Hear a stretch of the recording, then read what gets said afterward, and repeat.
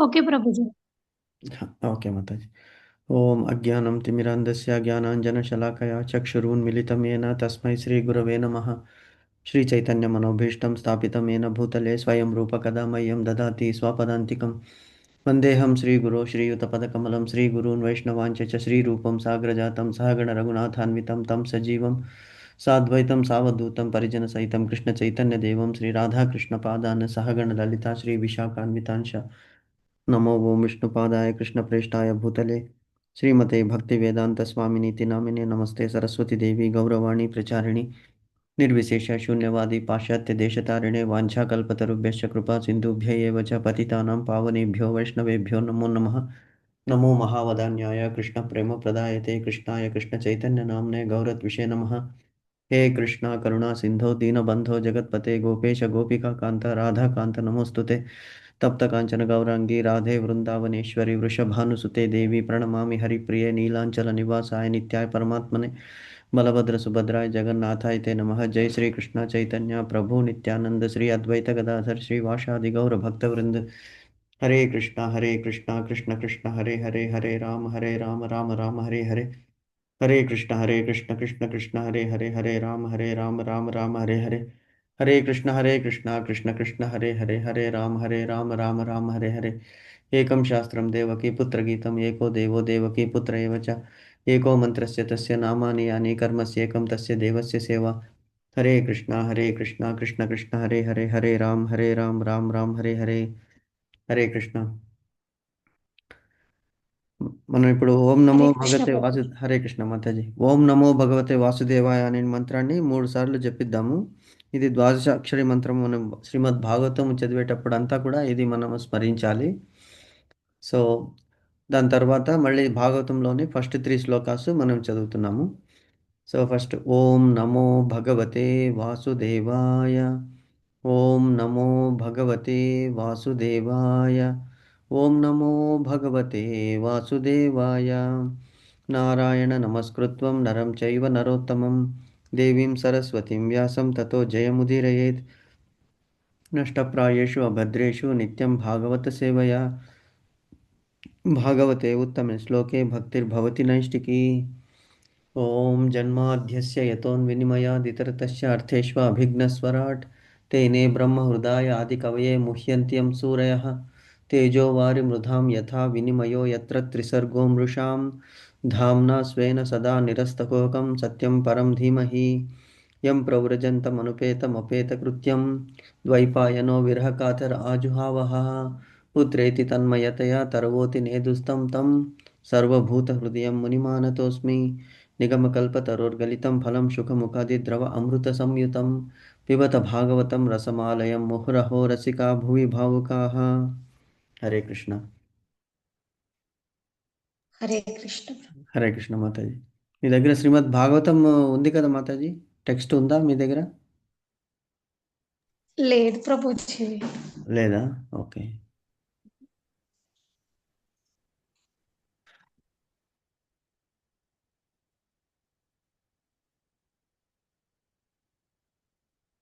Okay. నేను share చేస్తున్నాను. మనం లాస్ట్ టైము 17th శ్లోకం చదువుకున్నాము.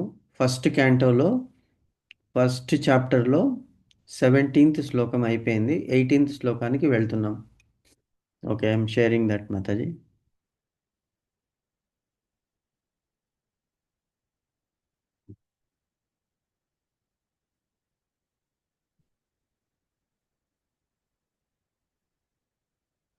కనిపిస్తుందా మాతాజీ?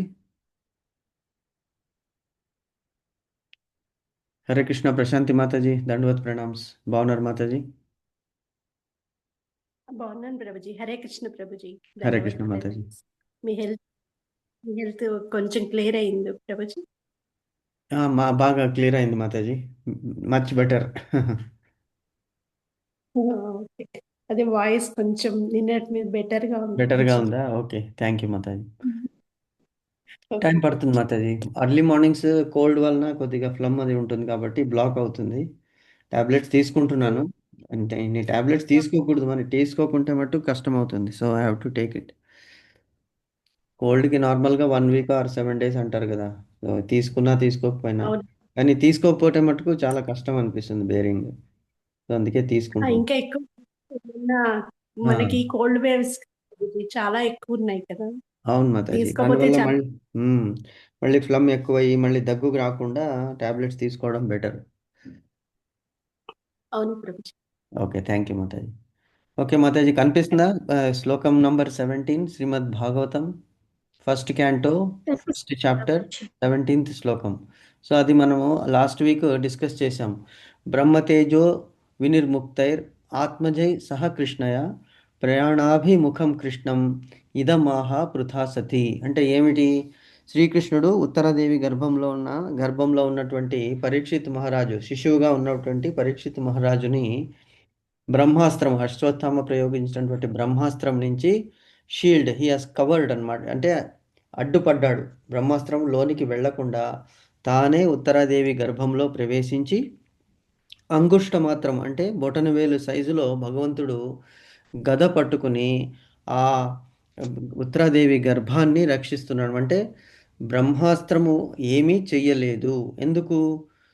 తారతమ్య క్రమంలో మనం చూసినప్పుడు భగవంతుడు శ్రీకృష్ణుడి నుంచి అంశావతారాలు ఇవి విష్ణు, బ్రహ్మ, మహేశ్వరుడు అనేటువంటి వాళ్ళు ఆవిర్భవించారు. తర్వాత విష్ణు అంటే తర్వాత బ్రహ్మ తర్వాత శివుడు. సో ఇప్పుడు అలా చూసుకుంటే హైరారికీలో బ్రహ్మాస్త్రము విష్ణు ముందే నిలవలేదు. మళ్ళీ అలాంటప్పుడు శ్రీకృష్ణుని ముందు ఎలా నిలుస్తుంది అనేటువంటిది మనం ఇంతకుముందు డిస్కస్ చేశాం.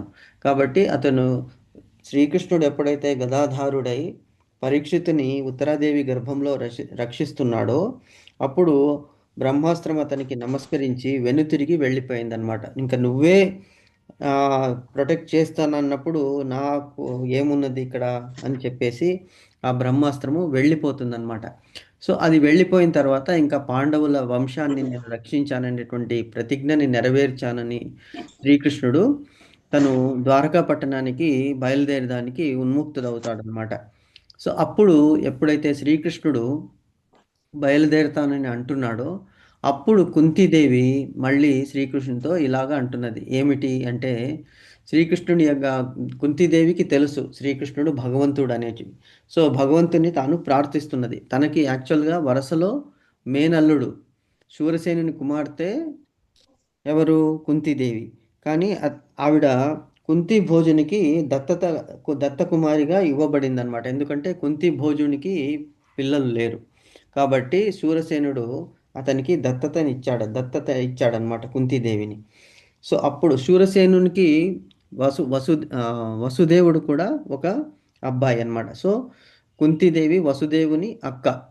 సో అలాంటప్పుడు వసుదేవుని కుమారుడైనటువంటి శ్రీకృష్ణుడు ఏమవుతాడు? అల్లుడు అవుతాడు, మేనల్లుడు. ఆర్ కుంతీదేవి మేనత్త అవుతుందన్నమాట శ్రీకృష్ణునికి. మరి వరుసలో ఇలాగా మేనత్త మేనల్లుడు అయినప్పుడు మరి ఎలాగ కుంతీదేవికి భగవంతుడని తెలుసు అంటే ఆవిడ పూర్వజన్మలో దక్ష ప్రజాపతి యొక్క కుమార్తె, అంటే సిద్ధిదేవి ఆవిడ పేరు. పూర్వజన్మలో ఆవిడ సిద్ధిదేవి అంటే అంటది సిద్ధులని పొందినదనమాట. సో ఈ మహాభారతం అంటే ద్వాపర యుగంలో ఆవిడ కుంతీదేవిగా అవతరించి తన సాధించినటువంటిది అంటే ఎలాగ కష్టాలని ఓర్చుకోవాలి, ఎలా అంటే మానవుడు ధృతి చెందకూడదు. అంటే నార్మల్గా కష్టం వచ్చినప్పుడు ఏమవుతుంది? అతని చిత్తము పరిభ్రమణం అయిపోతుంది. ఎప్పుడైతే బుద్ధి కంట్రోల్లో ఉండదో అప్పుడు మనిషి తన కంట్రోల్లో తను ఉండడు. ఇప్పుడు మనం చూస్తున్నాం ఎలాగంటే ఇప్పుడు కొంతమంది ఈ ఆల్కహాల్ అంటే మందు అలవాటు ఉంటుంది కదా. మందు అని యాక్చువల్గా అది మందు అని కాదు, యాక్చువల్లీ ఇట్ ఈస్ పాయిజన్. కానీ అని నానుడిలో అలా వచ్చేసింది. మందు ఈజ్ యాక్చువల్లీ మెడిసిన్. మరి ఇది మందు ఎలాగవుతుంది? It is like a poison అనమాట, ఆల్కహాల్. ఇది మాదక పదార్థం. ఇవి మనం వీళ్ళందరూ తీసుకునేది. అది తీసుకున్నవాడు ఎలాగుంటాడు? వాడికి బ్రెయిన్ కంట్రోల్ అనేటువంటిది వెళ్ళిపోతుంది. అంటే ఏమేమో పలుకుతుంటాడు, ఎక్కడెక్కడో వెళ్తుంటాడు. అసలు ఒక గోలు ఒక ఇది అనేటువంటిది ఉండదు. సో అది అంటే భయం అనేటువంటిది ఎప్పుడైతే మనిషికి ఫియర్ అనేటువంటిది వస్తుందో, భయం అనేటువంటిది వస్తుందో, ఆపదలు వస్తాయో అప్పుడు భయం అనేటువంటిది వస్తుంది. అలాంటప్పుడు ఎలాగ మనము ధృతి అంటే మన స్థిరత్వము కోల్పోకూడదు అనేటువంటిది ఎగ్జాంపుల్ కుంతీదేవి మనకి చెప్తుందనమాట. అంటే తార్కాణంగా మనకి మహాభారతంలో కుంతీదేవి నిలబడి చూపిస్తుందనమాట. సో కుంతీదేవి పరిగెత్తుకుంటూ అంటే వచ్చిందనమాట. అలా ఆ ఉత్తరాదేవితో పాటు వచ్చింది. ఉత్తరాదేవిని ఎప్పుడు భగవంతుడు రక్షిస్తాడో, అందులో ఉత్తరాదేవి గర్భంలో ఉన్నటువంటి శిశువుని కూడా తనే స్వయంగా నిలబడి గదాధారుడై రక్షిస్తూ ఉంటాడో, అప్పుడు కుంతీదేవి చూస్తుంది. లోపల భగవంతుడున్నాడు, బయట భగవంతుడున్నాడు కృష్ణుడు. అంటే తనకి తెలుసు. మరి తనకి ఎలా తెలుసు అంటే ఆవిడ ఒక యోగ సిద్ధి పొందినటువంటి మహిళ అన్నమాట. కాబట్టే ఇప్పుడు మనం అనుకున్నాం కదా, భగవంతుడు తన ధామం నుంచి కిందికి దిగి వచ్చినప్పుడు, అవతరించినప్పుడు కేవలం భగవంతుడు ఒక్కడే రావడు. భగవంతునితో పాటు తన పరివారం అందరూ కూడా వస్తారు. ఫర్ సింపుల్ ఎగ్జాంపుల్ చూడండి, ఇప్పుడు మనకి ప్రైమ్ మినిస్టర్ గారు వస్తున్నారు, ఆర్ ప్రెసిడెంట్ వస్తున్నారు అంటే ఎలాగా? వెదర్ అతను ఒక్కళ్ళే వస్తారా? అతనితో పాటే ముందే ఎంతోమంది వచ్చేస్తారు. ఫస్ట్ అక్కడ చూసి అక్కడికి security arrangements, travel arrangements, stay arrangements, food arrangements, everything they will. అంటే సీసీ కెమెరాలు పెట్టేసి రోడ్లంతా క్లీన్ చేసి, ఎక్కడ గుంతలుంటే అక్కడ పూర్తి చేసి మంచి సాఫీగా సుధరంగా అటువంటి రోడ్డులో అతన్ని తీసుకురావడము, మంచి మంచి మంచి ప్లేస్, మంచి బస అతనికి ఏర్పాటు చేయడము, సెక్యూరిటీ పెట్టడము. జస్ట్ వన్ కంట్రీ అంటే ఈ మొత్తము విశ్వంలో ఒక భూగోళము, భూమి అంటే అర్త్. ఆ భూభాగములో ఇండియా, ఆ ఇండియాలో ఒక ప్లేస్ ఢిల్లీ కానీ, హైదరాబాద్ కానీ, బెంగళూరు కానీ, స్మాల్ ప్లేస్. అంటే విశ్వాన్ని కంపేర్ చేస్తే అందులో ఒక సిటీ, ఆ సిటీలో ఒక స్ట్రీట్ ఆర్ ఒక ప్లేస్. సో ఎంత చిన్నది భగవంతుడు సృష్టించినటువంటి ప్రపంచములో ఈ మనిషి, అందులో మనం పైనుంచి చూస్తే అసలు కనపడమన్నమాట. సో అంత చిన్నవాళ్ళు అయినప్పటికీ కూడా పదవి పెద్దది కాబట్టి ఆ ప్రైమ్ మినిస్టర్ కానీ, ప్రెసిడెంట్ కానీ ఎంతమంది మార్బలము ఫస్టే వచ్చి చూసుకుంటారు.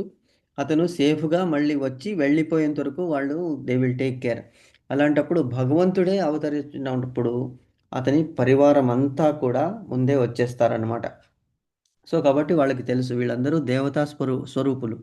పాండవులు, ధర్మరాజు, భీమసేనుడు, అర్జునుడు, నకుల సహదేవులు, ద్రౌపదీదేవి, కుంతీదేవి, విదురుదేవుడు, వీళ్ళందరూ కూడా యాక్చువల్గా దేవతా స్వరూపులు. మనకి తెలుసు కదా, ధర్మరాజు యమధర్మరాజు యొక్క అవతారము, భీమసేనుడు వాయుపుత్రుడు. వాయువుదే అంటే హనుమంతుని మన వాయుపుత్రుని అవతారం, వాయు అవతారం అన్నమాట భీమసేనుడు. భీమసేనుడు ఫస్ట్, హనుమంతుడు, తర్వాత భీమసేనుడు, తర్వాత మధ్వాచార్యులు అనేటువంటి అవతార త్రయం అన్నమాట.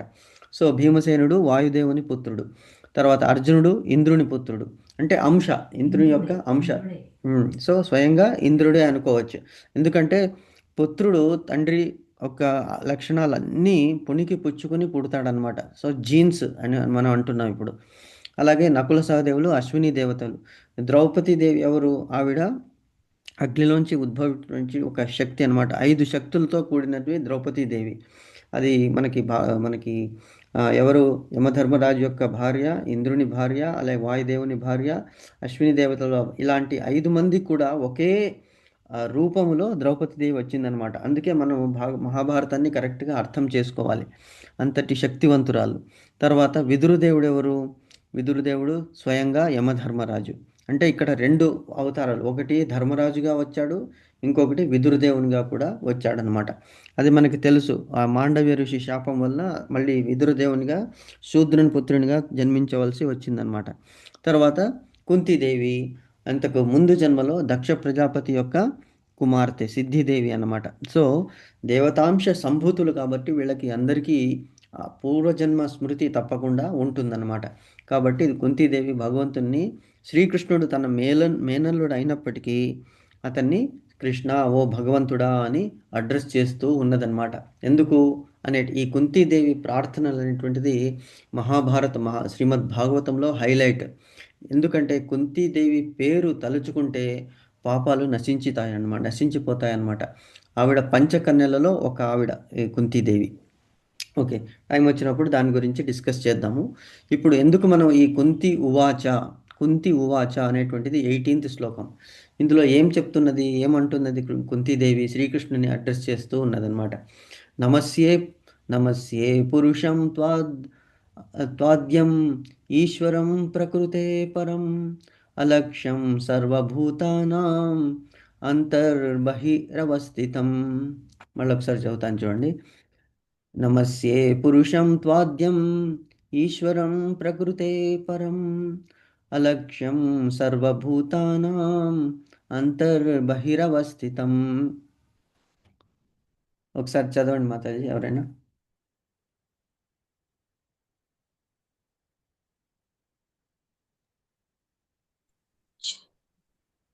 చదవమంటారా ప్రభుజీ? చదవండి మాతాజీ, చదవండి.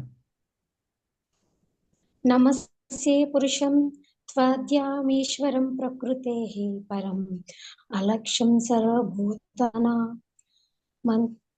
అంతర్బహిరవస్థితం. Correct, very good. నమస్యే పురుషం త్వాద్యం ఈశ్వరం ప్రకృతే పరం అలక్ష్యం సర్వభూతానాం అంతర్బహిరవస్థితం. ఇలా శ్లోకాన్ని అంటే 4 పార్ట్స్ చేయాలి. ఫస్ట్ లైన్లో ఉన్నది 2 పార్ట్స్, సెకండ్ లైన్లో ఉన్నది 2 పార్ట్స్. అందుకే మనం మీనింగ్స్ చదువుకున్నప్పుడు అది ఎలా పలకాలి అనేటువంటిది తెలిసిపోతుంది. ఫర్ ఎగ్జాంపుల్ ఫస్ట్ ఉంది కుంతి ఉవాచ నమస్యే పురుషం త్వాద్యం ఈశ్వరం ప్రకృతే పరం. త్వాద్యం అక్కడ మనకి ఒక స్టాప్, తర్వాత ఈశ్వరం, అది నెక్స్ట్ అలక్ష్యం సర్వభూతానాం అంతర్బహిరవస్థితం. ఇలా చదువుకుంటే మనకి ఈజీగా వచ్చేస్తుంది అనమాట. ఓకే మాతాజీ, చదవండి మాతాజీ మీనింగ్స్. కుంతి ఉవాచ, కుంతీదేవి పలికెను, నమస్యే నమస్కరింతును పురుషం పరమ పురుషుడైన త్వా నీకు ఆద్యం ఆది అయిన ఈశ్వరం నియామకుడువు ప్రకృతికి పరమైన వాడవు అలక్ష్యం అగోచరుడువు సర్వ భూతానాం జీవుల అస్త అంతరమందు బాహ్యమునందు అవస్థితం నిలిచియున్నావు. శ్రీమతి కుంతీదేవి పలికెను, ఓ కృష్ణ, ఆది పురుషుడవు, భౌతి జగత్తు గుణములకు పరమైన వాడవు అగు నీకు వందనములు సమర్పించుచున్నాను. సమస్తము యొక్క బాహ్యంతరాలందు నిలిచియున్న నీవు సర్వులకు అగోచరుడవై ఉన్నావు. భాష్యము. తన మేనల్లుడిగా పాత్ర పోషణము కావించుచున్న శ్రీకృష్ణుడు వాస్తవమునకు ఆది పురుషుడని కుంతీదేవి నిక్కముగా ఎరిగి ఉండెను. లేనిచో అంతటి జ్ఞానవంతురాలైన శ్రీ తన మేనల్లునికి నమస్కరించుట వంటి తప్పిదము చేసి ఉండేది కాదు. కనుకనే ఆమె అతనికి ప్రకృతికి పరమైనట్టి ఆది పురుషునిగా సంబోధించినది. జీవులు కూడా దివ్యులే అయినను వారు ఆదిగాను అచ్యుతలుగాను కారు. భౌతిక ప్రకృతి యొక్క బంధముల కారణముగా జీవులు పతనము చెందు అవకాశము కలదు. కానీ భగవానుడు మాత్రము ఎన్నడూ పతనము నొందడు.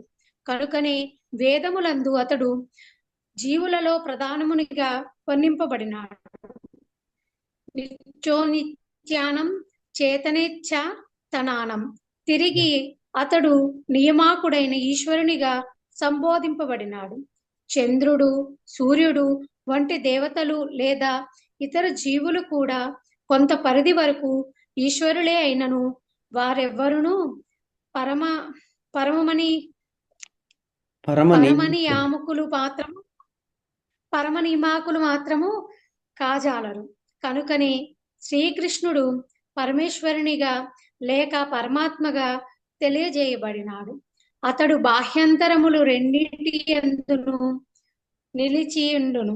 మేనల్లుని రూపము నా కుంతీదేవి ఎదుట నిలుచుటయే గాక ఆమె అంతరమందును మరియు సర్వజీవుల అంతరమందును అతడు స్థితి కలిగి ఉన్నాడు.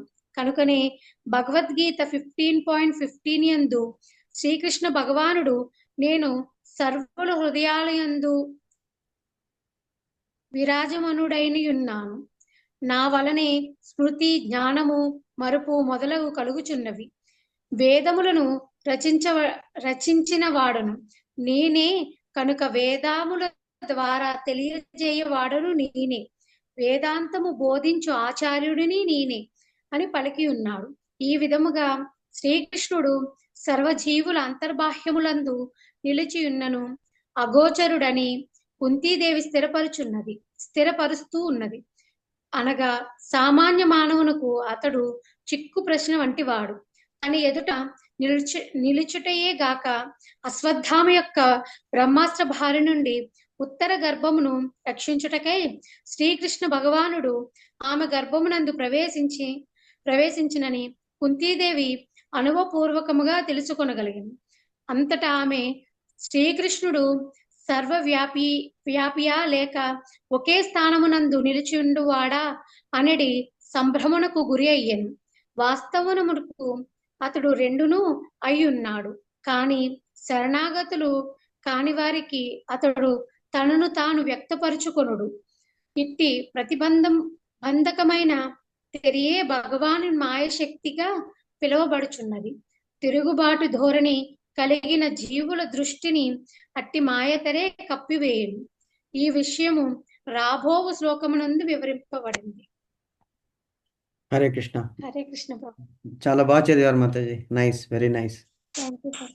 Thank you Mataji. So Thank you, Kuntidevi background గురించి మనం కొద్దిగా ఇంతకు ముందు చెప్పుకున్నాం. ఏమి అంటే అందరికీ కుంతీదేవి గురించి తెలుసు కదా మాతాజీ. హరిబోల్. తెలుసు ప్రభుజీ. Very nice. సో కుంతీదేవికి అంటే మొత్తం మనం మహాభారతంలో కుంతీదేవి పాత్ర ఒకటి, కర్ణుడి పాత్ర ఒకటి చాలా మనకి అంటే హృదయాన్ని కలిచి వేస్తుందన్నమాట. ఈ రెండు పాత్రలు బేసికలీ అంటే మంచి వాళ్ళు అయినప్పటికీ కూడా వాళ్ళకి ఎందుకయ్యా ఇన్ని కష్టాలు. కర్ణుడు మంచివాడే, కానీ అతని అసోసియేషను ఎలాగా దుర్యోధను అంటే అన్యాయాన్ని సమర్థించాడు కాబట్టి అతనికి వచ్చిన విద్యలన్నీ కూడా ఎప్పుడైతే అవసరమో అప్పుడు పనికి రాకుండా పోయింది. అంతటి దానవీర శూర కర్ణుడు అనమాట. కర్ణుడు అంటే అసామాన్యుడు, సూర్యుని వంటి తేజము కలిగినటువంటి వాడు. దానగుణంలో అతన్ని మించినటువంటి వాళ్ళు లేరన్నమాట. దయామయుడు, అన్నీ ఉన్నాయి. సర్వశాస్త్ర కోవిదుడు, అస్త్రాలను తెలిసినటువంటి వాడు. ప్రతిరోజు సమయానికి తప్పకుండా సంధ్యావందనం చేసి ఆ టైంలో ఎవరు వచ్చి ఏం అడిగినా లేదనకుండా ఇచ్చేటువంటి వాడు అన్నమాట. ఈవెన్ కుంతీదేవి ప్రార్థిస్తుంది. కుంతీదేవికి తెలుసు ఇతడు తన మొదటి కుమారుడని, ఎప్పుడో తెలుస్తుందన్నమాట. అయినప్పటికీ ఆవిడ చివరి వరకు పాండవులకి తెలియనివ్వదు. ఎందుకంటే ఏమనుకుంటారో పాండవులు నన్ను ఎలాగా పెళ్ళికి ముందే కలిగినటువంటి సంతానము కాబట్టి నా మీద ద్వేషం పంచుకోవచ్చు, నాకు ఉన్నదే ఆధారము ఈ పాండవులు, వీళ్ళు కూడా నన్ను వదిలివేస్తే ఎలాగా అనేటువంటి సందిగ్ధ పరిస్థితుల్లో పాపం ఆవిడ చెప్పదనమాట. యుద్ధం అంతా అయిపోయిన తర్వాత కర్ణుడు ఎప్పుడైతే అర్జునుడు కర్ణుడిని బాణాలతో గాయపరిచి అతన్ని హింసించేసి గాయపరిచి అతన్ని అది యుద్ధంలో ఓడించేస్తాడో అప్పుడు కుంతీదేవి చెప్తుందనమాట, అతను మీ అన్న అని. అందుకే అప్పుడు ధర్మరాజు అంటాడు, నువ్వు ఎందుకు ఇంతవరకు మాకు చెప్పలేదు, అతడు మాకు అన్న అంటే మేము ఎప్పుడూ అతనికి శరణు వేడేసి అతన్ని చెప్పినట్లే మేము నడుచుకునే వాళ్ళము, ఇంతవరకు వచ్చేది కాదు అని చెప్పి. అందుకే అప్పుడు ధర్మరాజు ఒక శాపం ఇస్తాడు. ఎందుకు అంటే ఆడవాళ్ళ నోటిలో ఆవగింజ నానదు అని అంటారు కదా, it is coming from Dharmaraju శాపం అనమాట. అంటే అబద్ధం అనే అంటే వాళ్ళ ఇప్పుడు అది అంత సీక్రెట్గా దాచేసిందనమాట. అందుకే చూడండి, ఇప్పుడు ఏదైనా కూడా మనము లేడీస్కి ఏదైనా నార్మల్గా అంటే మీరు ఏమనుకోవద్దు, దిస్ ఈస్ లోక ప్రమాణితం ప్రచారం అనమాట. సో అది మనకి దాచుకునేటువంటి అంత అంటే బికాజ్ వీఆర్ సో ఇన్నోసెంట్ ఒకటి. రెండవది ఏమిటంటే మనకి కపటము లేదనమాట. మన లోపల పెట్టుకోవాలి, బయట చెప్పకూడదు అనేటువంటిది ఉండదు కాబట్టి వి నార్మలీ షేర్ ఇట్. అండ్ దీనికి తోడు ఆ శాపం కూడా వచ్చిందనమాట. ఎందుకంటే ఆడవాళ్ళ నోటలో ఆవగింజ నానదంటే వాళ్ళు ఉన్నది ఉన్నట్టు చెప్పేస్తారనమాట. సో అంటే ఇక్కడ కుంతీదేవికి ఫస్ట్ నుంచి లాస్ట్ వరకు ఆవిడకి కష్టాల మీద కష్టాలు. చిన్నప్పుడు తన తండ్రి ప్రేమని కోల్పోయింది. ఎందుకు? శూరసేనుని పుత్రి అయినప్పటికీ కుంతి భోజన దగ్గరికి వెళ్ళిపోయింది. సో తన కన్న తల్లిదండ్రుల ప్రేమని ఆవిడ నోచుకోలేదు. అలాగే సోదరుడు వసుదేవుని యొక్క ప్రేమను, ఎందుకంటే తన సోదరుడు ఉన్నాడు కానీ తను కుంతి భోజుని దగ్గర పెరిగింది. సో ఆ సోదర ప్రేమ లేదు. తర్వాత పెళ్ళి అయింది. పెళ్ళి అయిన తర్వాత ఏమిటి, ఆ, పాండురాజుకి ఒక శాపం తగిలింది. ఏమిటి అంటే అతను ఒకసారి వేటకు వెళ్ళినప్పుడు ఆ, ఆ, శ్రవణ కుమారుడు అనుకుంటాను, తల్లిదండ్రుల్ని తీసుకుని వెళ్తుంటాడు అతను. యారికి? అది దశరథునికి, సారీ. సో ఇలాగ ఇక్కడ కూడా ఇది కాదు, అది sorry, sorry Mataji. So I mistake that. అది రామాయణంలో వస్తుంది. శ్రవణ కుమారుని తల్లిదండ్రులకి దశరథుడు ఆ, ఏదో శబ్ద భేది బాణాన్ని ప్రయోగిస్తాడు, కానీ చివరికి చూస్తే అది వీళ్ళకే తగులుతుంది. అంధులైనటువంటి తల్లిదండ్రుల్ని కోల్పోతాడు అనమాట. సారీ, శ్రవణ కుమారునికి తగులుతుంది. అప్పుడు ఆ అంధులైనటువంటి తల్లిదండ్రులు తెలుసుకుంటారు, నిజాన్ని తెలుసుకుని అప్పుడు ఆ దశరథునికి శాపం ఇస్తారు. అది అది కాదు. ఇక్కడ ఏమవుతుందంటే ఇక్కడ ప్రభుజీ రెండు లేడీ చంపే అదే కరెక్ట్ కరెక్ట్, ఆయనకి అవును మాత్రం. వేటాడడం అంటే ఇష్టం. వేటాడుతున్నప్పుడు రెండు అంటే లేడులు కలయికలో ఉంటాయన్నమాట. అది చూసుకోకుండా ఇతడు ఆ బాణాన్ని ప్రయోగిస్తాడు. ప్రయోగించినప్పుడు అవి ప్రాణాల్ని కోల్పోతూ అతనికి చెప్తుందనమాట, నువ్వు ఋషులు ఆ వేషంలో ఉంటారనమాట, ఋషి దంపతులు. అప్పుడు అతనికి శాపం తగులుతుంది, నువ్వు కూడా నీ భార్యతో కలిస్తే అప్పుడు నీకు కూడా మరణం అనేటువంటిది ఇమ్మీడియట్గా సంభవిస్తుంది అని చెప్పేస్తాడనమాట. సో అందువలన కుంతీదేవి తన భర్త ప్రేమను పొందలేకపోయింది. సో అప్పుడు ఏమైంది, తను దుర్వాస మహాముని ఇచ్చినటువంటి వరాలతో నియోగ పద్ధతిలో ఈ కుమారులని కలిగిందనమాట. తర్వాత మాద్రికి తన ఇంకా 2 వరాలు మిగిలి ఉంటే ఆ మాద్రికి ఆ 2 వరాలను ఇచ్చి నకుల సహదేవులను ఆవిడికి కలిగిస్తుందన్నమాట. సో అప్పుడు ఏమవుతుంది, పాండురాజు ఒకసారి మాద్రితో కలిసి ఉన్నప్పుడు అతనికి ప్రాణత్యాగం చేయవలసి వస్తుంది. మాద్రిదేవి అగ్నిలో భర్తతో పాటు సహగమనం చేస్తుంది. ఈ నకుల సహదేవులని కుంతీదేవి వీళ్ళ ముగ్గురు పాండవులు అంటే ధర్మరాజు, భీమసేనుడు, తర్వాత అర్జునుడితో పాటు పెంచుతుందన్నమాట. అది అరణ్యంలో ఉన్నప్పుడు అప్పుడు ఎలాగా ఇంకా, ఎందుకంటే వాళ్ళు ఎక్కడ రాజ్యంలో ఉండరు, బయటకు వచ్చేస్తారు, వనంలో ఉంటారు.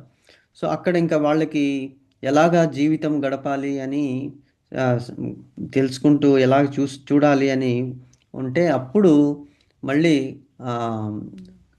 ఇంద్రప్రసాద్ ఏంటి హస్తినాపురానికి వస్తారనమాట పిల్లల్ని తీసుకుని. అక్కడ కూడా అవమానం ఎదురు పడుతుంది. ఎందుకు అంటే అసలు వీళ్ళు పాండు సంతానమే కాదు, పాండురాజుకి కలిగినటువంటి పుత్రులు కాదు అనేటువంటి అంటే అవమానం జరిగిపోతుంది అక్కడ. తర్వాత వీళ్ళు ఎన్నో మీరు చూశారు కదా, వనవాసము, అలాగే భీమసేనునికి విషము పెట్టడము, అలాగే పాండుపుత్రులని ద్రౌపదితో పాటు కుంతీదేవితో పాటు లాక్షాగృహంలో వాళ్ళని తగలపెట్టడానికి ట్రై చేయడము, ఇలాగా అంటే మొత్తము మహాభారతం అంతా కూడా కుంతీదేవి అనుభవించే కష్టాలు అంతా ఇంత కాదు. అందుకే ఆవిడకి ఎలాగూ తెలుసు శ్రీకృష్ణుడు భగవంతుడు అని చెప్పేసి. శ్రీకృష్ణుడు కూడా భగవద్గీతలో ఒక శ్లోకం చెప్పాడు, మొన్న మనం డిస్కస్ చేశాము. ఏమిటి అది అంటే, నన్ను ఎవరు ప్రార్థిస్తారు, నన్ను ఎవరు శరణు వేడుతారు అంటే, చతుర్విధ భజంతే మాం జన సుకృతినోర్జున ఆర్త జిజ్ఞాసు అర్థార్థి జ్ఞానీచ భరతర్షభ. ఆర్తులు అంటే కష్టంలో ఉన్నటువంటి వాళ్ళు. సో ఎగ్జాంపుల్, కష్టంలో ఉన్నప్పుడు కూడా కృష్ణ అనుకుంటే ఆ కష్టము చిటికెన వేలులాగా చిటిక వేసినంత క్షణములో దూరం అయిపోతుంది ఆ కష్టము. భయపడాల్సిన అవసరం లేదు, ఎందుకంటే కృష్ణుడు ఆసరా ఇస్తున్నాడు, భరోసా ఇస్తున్నాడు. క్షిప్రం భవతి ధర్మాత్మ, క్షిప్రం చిటిక వేసినంత టైం చాలు. క్షిప్రం భవతి ధర్మాత్మ, ధర్మాత్ములైనటువంటి వాళ్ళు భవతి నన్ను, క్షిప్రం భవతి ధర్మాత్మ శాశ్వత్ శాంతిం నిగచ్చతి, శాశ్వతమైనటువంటి శాంతి క్షేమం అనేటువంటిది వాళ్ళకి వస్తుంది. ఎలాగా, కౌంతేయ అర్జున కౌంతేయ ప్రతిజానిహి, నేను ప్రతిజ్ఞ చేస్తున్నానయ్యా, నమే భక్త్యా ప్రణశ్యతి, నా భక్తులకి ఎప్పుడు వినాశము కష్టం అనేటువంటిది ఉండదు, అది నా ప్రతిజ్ఞ అని భగవంతుడు చెప్తారనమాట. సో అదే మనకి కుంతీదేవికి ఇక్కడ ప్రూవ్ చేస్తున్నదనమాట. తన మేనల్లునిగా పాత్ర పోషణము కావించుచున్నను. శ్రీకృష్ణుడు వాస్తవమునకు ఆది పురుషుడని కుంతీదేవి నిక్కముగా ఎరిగి ఉండను. ఎందుకు? Because she is a divine personality. ముందు జన్మంలో సిద్ధిదేవి దక్ష ప్రజాపతి యొక్క కుమార్తె. సో షీ ఈజ్ అవేర్ ఇతను కృష్ణుడే. లేనిచో అంతటి జ్ఞానవంతురాలైన స్త్రీ తన మేనల్లునికి నమస్కరించడం వంటి తప్పిదము అంటే నార్మల్గా పెద్దవాళ్ళు చిన్నవాళ్ళకి నమస్కారం చేయకూడదు అంటారు. ఆశీర్వాదం చేయాలి. పెద్దవాళ్ళు చిన్నవాళ్ళకి నమస్కారం చేస్తే చిన్నవాళ్ళకి ఆయుక్షీణం అవుతుంది. అది శాస్త్రాల్లో చెప్పారనమాట. సో ఈ విషయం కుంతీదేవికి తెలియదా అంటే తెలుసు. కానీ ఇక్కడ తను మేనల్లుడు అయినప్పటికీ కూడా అతడు భగవంతుడు. ఇప్పుడు మనం ఒక గురువు దగ్గరికి వెళ్ళామనుకోండి, ఆ గురువు మనకంటే వయస్సులో చిన్నవాళ్ళు అయినప్పటికీ స్థానములో పెద్ద. ఎగ్జాంపుల్ ఇంద్రుడు, అలాగే మన బృహస్పతి దేవగురువు. ఇంద్రుని సభకు వచ్చినప్పుడు ఇంద్రుని పొజిషన్ పెద్దది, అంటే అక్కడ he is the controller of all దేవతాస్. కానీ గురు పొజిషను ఇంద్రునికి పదవి ప్రకారం కంపేర్ చేస్తే తక్కువే. కానీ గురువు వచ్చినప్పుడు లేచి నిలబడాలి, గౌరవించాలి. అందువల్లనే లేచి నిలబడకపోయినప్పుడు ఇంద్రుని రాజ్యం అంతా కోల్పోతాడనమాట. సో ఇది కుంతీదేవికి బాగా తెలుసు, అతడు కృష్ణుడు కాబట్టి అతనికి నమస్కరిస్తూ అడుగుతుందన్నమాట. ఆమె ప్రకృతికి పరమైనటువంటి ఆది పురుషునిగా సంబోధించినది. అంటే ఏం చెప్పింది ఇక్కడ శ్లోకంలో? నమస్యే పురుషం త్వాద్యం ఈశ్వరం ప్రకృతే పరం. ప్రకృతి అంటే భగవంతుడు సృష్టించినటువంటి మాయాదేవి. పరం అంటే ఎక్కువ, ప్రకృతిని కంట్రోల్ చేసేవాడు కాబట్టి ఇతడిని పరమేశ్వరుడు అన్నాడు. ఈశ్వరుడు అంటే కంట్రోలర్, పరమేశ్వరుడు అంటే one who controls all the controllers, controller of controller. అంటే just like prime minister controlling all ministers, Krishna is controlling all the deities, all the controllers. అలక్ష్యం అంటే కనిపించవయ్యా కృష్ణ, నువ్వు ఎదురుగా కనిపిస్తున్నావు కానీ మరి కనిపించవు అంటున్నావు అంటే ఏమిటి అంటే, నువ్వు కనిపిస్తున్నావు కానీ అందరికీ నువ్వు దేవుడులాగా కనిపించడం లేదు. ఎందుకంటే వాళ్ళకి అర్థం చేసుకునేటువంటి జ్ఞాన చక్షువులని, ఆ జ్ఞానాన్ని నువ్వు వాళ్ళకి ఇవ్వలేదు. ఎందుకు ఇవ్వలేదు అంటే, ఎవరైతే భగవంతునికి సరెండర్ అవుతారో వాళ్ళకి ఇటువంటి జ్ఞానాన్ని, దివ్య చక్షువులని భగవంతుడు ఇస్తాడు. ఎగ్జాంపుల్ అర్జునుడు. ఓకే, అర్జునునికి అటువంటిది తన విశ్వరూప దర్శనాన్ని భగవంతుడు ప్రసాదించాడు. ఎందుకు అంటే అర్జునుడు తన ప్రియ శిష్యుడు ప్లస్ తన భక్తుడు. ఎవరైతే భక్తులు ఉంటారో వాళ్ళకే భగవంతుడు కనిపిస్తాడు అనేటువంటిది ఇక్కడ. అలక్ష్యం సర్వభూతానాం అంతర్బహిరవస్థితం. అందరిలోనూ ఉన్నప్పటికీ కూడా ఎక్కడున్నారు? అందరి లోపల ఉన్నాడు భగవంతుడు. అంతర్ అంటే లోపల, బహిర్ అంటే బయట. లోపల ఉన్నాడు, బయట ఉన్నాడు. ఇది ఎలా సాధ్యమయ్యా? ఎక్కడో ఒక చోట ఉండొచ్చు కదా. ఇప్పుడు మనం ఒక ఐటమ్ ఉంది, ఒక పెన్ ఉంది, ఆర్ ఒక పుస్తకం ఉన్నది. అది either it should be on the table or it should be inside. So రెండు చోట్ల ఎలాగుంటుంది? It is not possible. Suppose నేను ఇక్కడ ఉన్నాను, మీరు ఇక్కడ ఉన్నారు. సో మీ ఇళ్లలో మీరున్నారు. ఇప్పుడు మీరు నా ఇంట్లో ఉంటారా? Not possible. నేను మీ ఇంట్లో ఉండగలనా? Not possible. అని భగవంతునికి అది సాధ్యము. అందుకే అతన్ని పరమేశ్వరుడు అన్నాడు. లోపల ఉన్నాడు, బయట ఉన్నాడు, అంతటా ఉన్నాడు. అంతర్బహిర్చ తత్సర్వం వ్యాప్త నారాయణో హరిహి అనేటువంటిది పురుష సూక్తంలో వస్తుందన్నమాట ఈ శ్లోకం. అంతర్బహిర్ తత్సర్వం, వ్యాప్త అంటే వ్యాపించి ఉన్నాడు నారాయణుడు అనేటువంటి శ్రీహరి. అది తెలుసు కుంతీదేవికి, అది చెప్తున్నది అనమాట. ఎదురుగా ఉన్నా కూడా నువ్వు కనిపించవయ్యా, కనిపించడం లేదు. ఎందుకు? వాళ్ళు భక్తులు కాదు. సో జీవులు కూడా అక్కడ ఏమంటుంది? ప్రకృతికి పరమైనట్టి ఆది అంటే ప్రకృతి కంటే ఎక్కువ. పరం అంటే ఎక్కువ, హై ఏమిటి ఉత్కృష్టమైనటువంటి స్థానము పరమేశ్వరుడు. పర అంటే హైట్ అనేది అనమాట. ఆది పురుషుడు భగవంతుని, మనం శ్లోకం తెలుసు కదా మీకు. ఈశ్వరో పరమో కృష్ణ సచ్చిదానంద విగ్రహ ఆదిర్ గోవింద సర్వకారణ కారణం. సో అతనికి అనాది అంటే ఆది అనేటువంటిదే లేదు. ఆదిర్ గోవింద సర్వకారణ కారణం అంటున్నాడు. సో జీవులు కూడా దివ్యులు. ఎలాగా దివ్యులు అంటే, భగవంతుడు అతను పరమాత్మ, మనము ఆత్మ. సో ఆత్మ ఈజ్ పర్మనెంట్, పరమాత్ముడు పర్మనెంట్. క్వాంటమ్ వైజ్ డిఫరెన్స్ ఉన్నది, కానీ క్వాలిటీ వైజ్ సేమ్. సముద్రంలో ఉన్నటువంటి నీరు, సముద్రము ఒకటే. సముద్రము ఒక ఒక బొట్టు తీసుకున్న ఒక నీటి బిందువు సేమ్ సముద్రం లాగానే టేస్ట్ ఉంటుంది, అంటే ఉప్పగా ఉంటుంది. అలాగే ఆత్మలు కూడా భగవంతునిలో ఉన్నటువంటి గుణాలు అన్నీ ఉన్నాయి, అందుకే వాళ్ళు దివ్యులైనారు. ఎందుకు? ఆత్మకి మరణము లేదు, ఇట్ ఈస్ పర్మనెంట్. సో కాకపోతే జీవులు ఏమిటి? దివ్యులే అయినప్పటికీ వాళ్ళకి ఆది కానీ అచ్యుతులు కానీ కారు. అంటే భగవంతుని కంటే ముందు లేదు, భగవంతుని నుంచే వచ్చారు కాబట్టి they are subordinate to the paramatma. ఒకటి. రెండవది అచ్యుతులు అంటే తప్పు చేయని వాళ్ళు కాదు. ఎందుకు?